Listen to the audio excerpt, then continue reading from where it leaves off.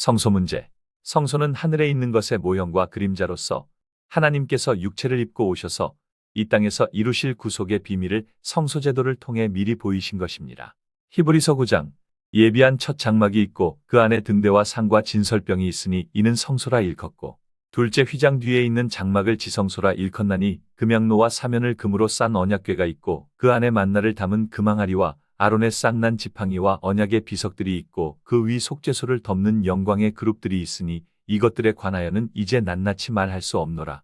둘째 장막은 대제사장이 홀로 1년 1차씩 들어가되 피 없이는 아니하나니 이 피는 자기와 백성의 허물을 위하여 드리는 것이라. 성령이 이로써 보이신 것은 첫 장막이 서 있을 동안에 성소에 들어가는 길이 아직 나타나지 아니한 것이라.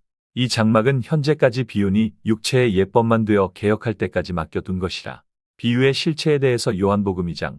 너희가 이 성전을 흘라 내가 사흘 동안 일으키리라. 예수는 성전된 자기 육체를 가리켜 말씀하신 것이라. 성소의 실체로 오신 분이 예수님이시며 성소의 모든 예언 역시 예수님께서 다 이루시겠다는 말씀입니다. 그럼 성소의 모든 예언을 다 살피기에는 시간이 너무 많이 필요로 하니 중요한 부분만 살펴보도록 하겠습니다. 성소의 실체 되신 예수님께서 요한복음 19장에 십자가에 달리셔서 희생하시는 장면에 군병이 창으로 옆구리를 찔렀을 때 피와 물이 나온 것을 통해 예수님께서 번제희생의 제물도 이루셨고 물두멍 부활의 역사도 이루셨던 것입니다. 그리고 제자들이 첫째 장막에 나아갈 수 있도록 휘장의 길을 여시는 예언도 이어서 보겠습니다. 요한복음 10장의 양이 문이 되시고 히브리서 10장의 휘장을 육체라 하셨습니다.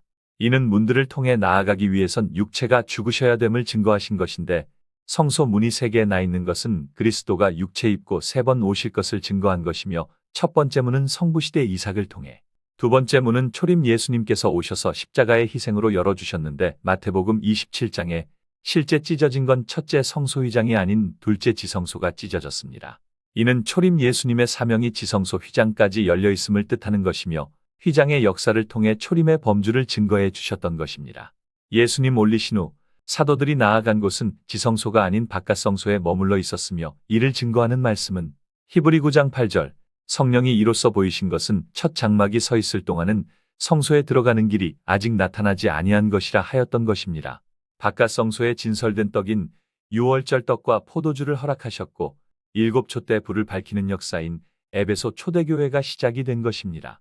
그럼 언제 지성소에 나아갈 수 있는가는 7초 때 불을 다 밝히고서야 지성소에 갈 수 있는 것이기에 안상홍님께서 마지막 촛대인 라오디게아 교회, 즉 안식교회에 오셔서 마지막 7교회 불을 환히 밝혀주셨던 것입니다.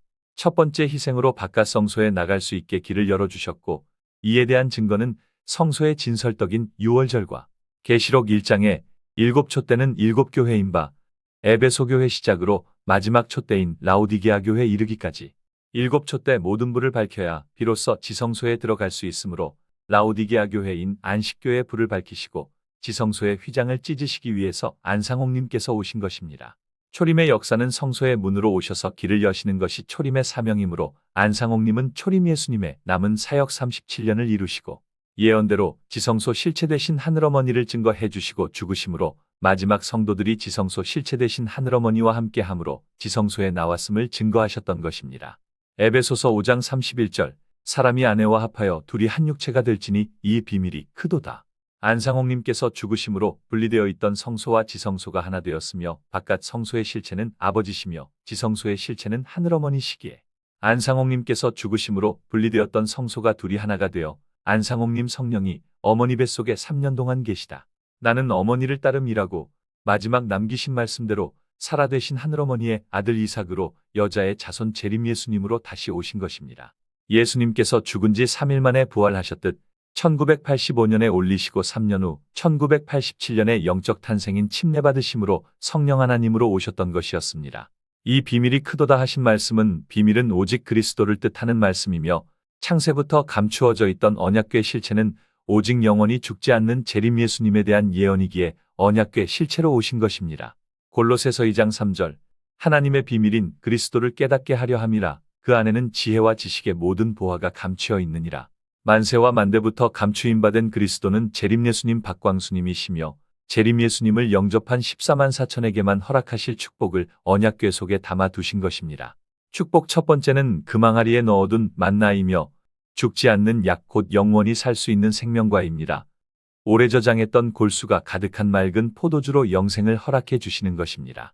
두 번째는 아론의 싹난 지팡이는 죽은 나무에 싹이 난 것인데 나를 믿는 자는 죽어도 살겠고 하신 부활의 약속이며 잠들어 있는 영혼의 부활과 육체의 부활 다 이루어 주실 약속입니다.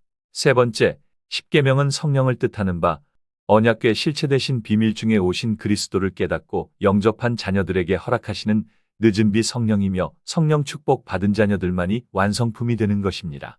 성소 문제를 통해 현재 우리가 나온 곳은 지성소이며 지성소는 속죄소가 있는 죄사함이 이루어지는 곳과 동시에 자녀들의 모든 죄를 담당하는 곳이 지성소인 것입니다.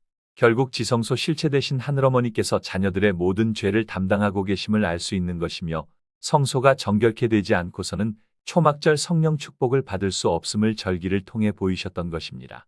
1844년 윌리엄 밀러 회개운동을 통해 일부 성령이 내려 대속죄일의 모든 예언이 이룬 줄 알고 있으나 계시록 10장에 윌리엄 밀러 회개운동의 역사가 다시 있을 것을 예언하고 있습니다. 1844년의 대속죄일의 회개운동으로 지성소에서 성령을 부어주신 것은 일부 이루어진 것이며 완전한 성취는 아닌 것입니다. 이는 성소제물이 증거하고 있었으니 히브리 9장 둘째 장막은 대제사장이 홀로 1년 1차씩 들어가되 피 없이는 아니하나니 이 피는 자기와 백성의 허물을 위하여 드리는 것이라. 1844년에는 유월절 진리가 나타나지 않았으며 유월절 진리가 없다는 것은 번제 드릴 희생의 제물이 없다는 것을 뜻하는 것이니 지성소에 나아갈 수 없다는 것을 증거하는 것입니다. 1964년 안상홍님께서 오셔서 유월절 진리를 찾아주심으로 번제 희생의 제물이 준비가 되었으며 1985년에 지성소 실체 하늘 어머니를 증거해 주셨으니 1985년 이후에 비로소 지성소에 갈 수 있는 길이 열리게 된 것입니다. 그러니 1844년의 대속죄일 예언이 마지막 재림운동이 있기까지 일부 성취된 것이며 완전한 예언은 아직 이루어진 것이 아님을 알 수 있습니다. 대속죄일 예언을 이루기 위해선 지성소 실체와 희생의 번제물인 3차 7계절기와 제사장 되신 멜기세덱과 모든 죄를 짊어지고 무인 광야로 들어갈 사단을 표상하는 아사셀이 있어야 대속죄일의 예언을 이룰 수가 있게 되는 것입니다. 대속죄일 예언을 이루시기 위해 안상홍님께서 지성소 하늘어머니 곁에 아사셀 총회장을 세우셨던 것입니다. 지성소 하늘어머니 사명은 지성소에서 담당하던 모든 죄가 사단에게 다 옮겨지고 예수재림의 길이 다 예비가 되면 지성소의 사명이 끝나게 되는 것이며 가을 절기 초막절 예언은 14만 4천 자녀들이 10달 동안 스스로 일어나 회개운동이 있고 난 후 초막절 예수재림운동 7년을 끝으로 절기 예언이 끝마쳐지게 되는 것입니다.